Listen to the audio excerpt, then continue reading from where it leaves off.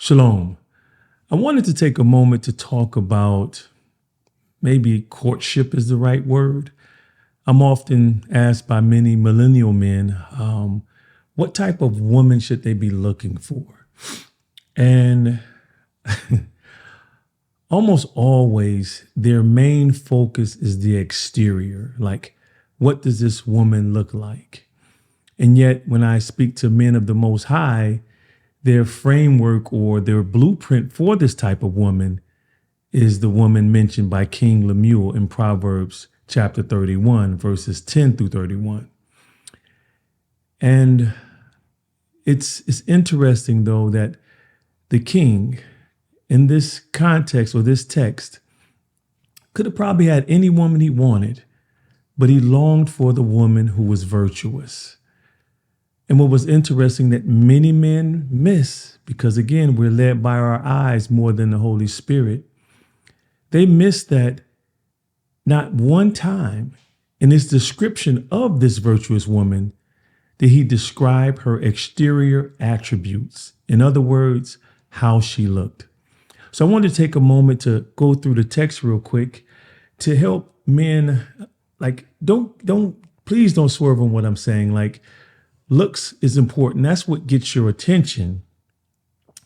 But it's her characteristics and what all that she brings to the table that will snatch or grab your heart, that will make you feel secure like my wife does, that I don't have to worry about not trusting her. She's a safe space for me. And I desire that for all of you. And I'm sure you guys want that for yourself. So let's look at Proverbs chapter 31, 10 through 31. And I really want, gentlemen, I really want you to look at the fact that this king, again, who probably could have had any woman he desired, he was seeking the woman who was rare, the woman who was virtuous. But her looks did not make her virtuous. It was her attributes. So verse 10, the first verse, says she's hard to find. And as many of you who've talked many times, reached out to me on social media or in our men's groups, we know finding a virtuous woman, a woman who's industrious, a woman who is really, more importantly, seeking Yah than she's seeking a man, that's very hard to find. Let's look at the next attribute, meaning she's not out there. That's what I love about that as well. The next attribute, she is worth more than jewels. So she's invaluable. She's probably not even swayed by what you have, but paying attention to more so of who you are. Verse 11, her husband trusts her. For me to be able to trust my wife, Nicole, without worry, without concern, is liberating, considering all that I have going on in my life. To come home and not have to worry about that is a major blessing. And I must agree with King Lemuel that that is very hard to find. Next, she brings her husband no evil. Verses 13 and 14. She is a hard but skilled worker. This woman is industrious. She's skilled, and we'll see later at what she's skilled at. But a lot of times as men, I'm gonna be real with you, is that you get intimidated when you come across women who are skilled, especially in the workforce of today, corporate America, or she has more than you. For me, that never intimidated me with Nicole. Early on in our years of being married, she made more money than I did. She,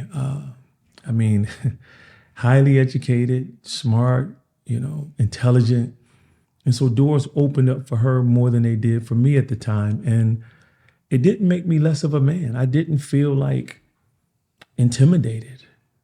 I still led our home, and she wanted me to be in that position. That's the benefit of having a virtuous woman.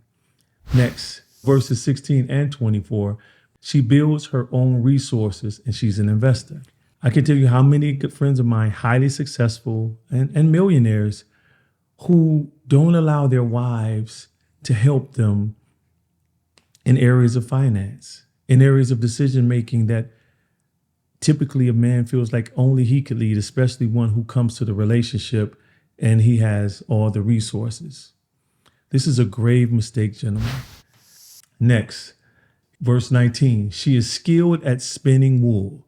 Again, King Lemuel has yet to describe how this woman looked, and we'll see why at the end. She is compassionate and gives to the needy. Verse 20, if you're praying for this woman, do you think the Most High would send her your way if you're not ready? So again, you got to understand that you have to be ready as well, and what it takes to even, for Yah to even send you a woman who's fervently praying for a comprehensive man of the Most High. The next one, verses 21 and 22. She provides necessities, for her family. She dresses with class. Her husband is respected because of her.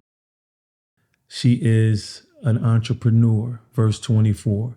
She is mentally strong and dignified. Verse 26. She has a wise tongue. Verse 27. She is wise and responsible. The next one, let's go verse 28. She is praised in her home. Another attribute or another characteristic or another sign that she's virtuous is she's above average. Verse 29.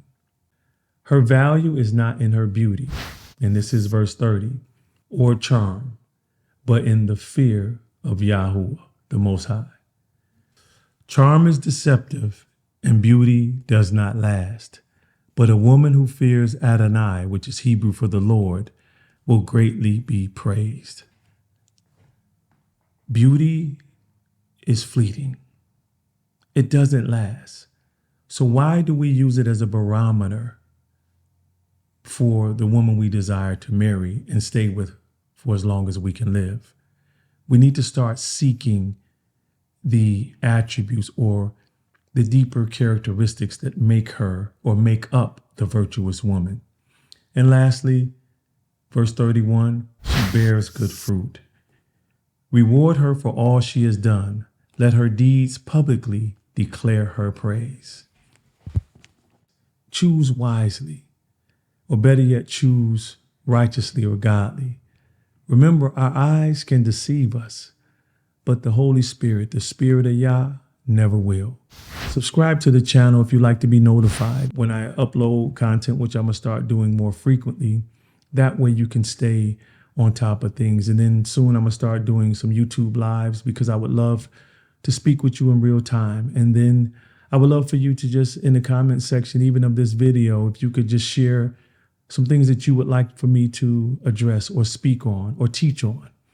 I'll be more than happy to do so. Thank you for your support.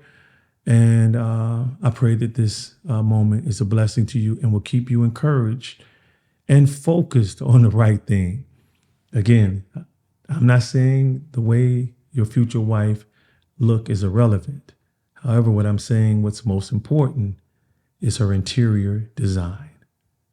Shalom.